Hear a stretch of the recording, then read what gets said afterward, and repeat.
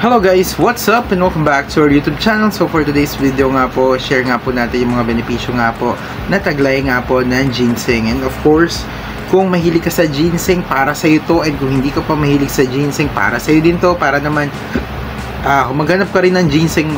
Huy! Pero yun na nga po, meron nga po kasi kung binili, which is this one, and Jim's Coffee. Yan, hindi siya sponsored Ayan, meron silang ginseng sa kanilang coffee. So, napaisip ako, ano nga ba yung mga benepisyo ng Korean ginseng? So, ayon nga po dito, ang Korean ginseng, nakilala rin bilang Panax ginseng, ay may maraming potential na benepisyo sa kalusugan.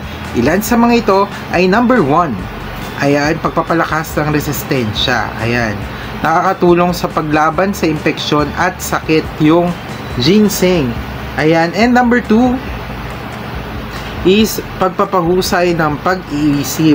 Ayan, sabi pa nga dito, ayan, may mga pag-aaral na nagpapakita ng improvement sa memorya at kognitibong function.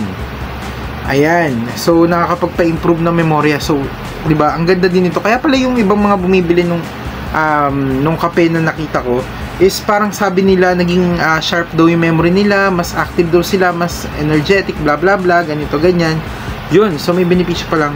Ganun yung ginseng. So, number 3, ayan, pagdaragdag ng enerhiya. Ayan, kasi katulad sabi ko lang.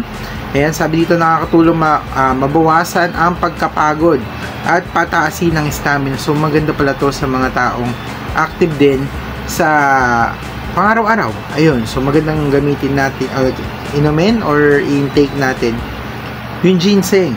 And number 4, ayan, is yung pamamahala sa stress. Uy, oh my God. Present. Ayan. Sabi dito, isang adaptogen, kaya nakakatulong sa katawan na makayanan ng stress. Ayan. Isang adaptogen nga daw yung Korean ginseng na nakakatulong nga daw po sa atin sa mga stress natin sa buhay. Ayan. Pero syempre, hindi nito mababayaran yung mga utang-utang natin. So, tayong gagawa nun. Pero yun na nga, makakatulong lang sa atin. Mabawasan yung stress natin. Number 5, ayan, pagkontrol sa asukal sa dugo. Uy, napaka-nice. Sabi dito, may ilang pag-aaral na nagmumungkahi nito, particular sa mga taong may diabetes. Wow. Diba? Ang ganda ng benepisyo pala ng ginseng, Korean ginseng. Pero, ang paalala pa rin, sabi dito, mahalagang tandaan na bagaman marami ng pag-aaral, ayan, mas marami pa ring ebidensya ang kailangan para suportahan ang lahat ng benepisyong ito.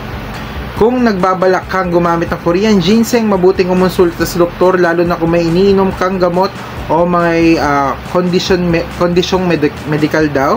And mayroon ka pa bang wala na. So yun na yun. Yun na yung ni-research natin. Ayan, and kung medyo marami kang ini-intake dyan, yun, konsulta mo na sa doktor, since may mga doctors naman tayo, 'di ba? May mga family doctor pa na tinatawag, 'di ba? So, 'yun.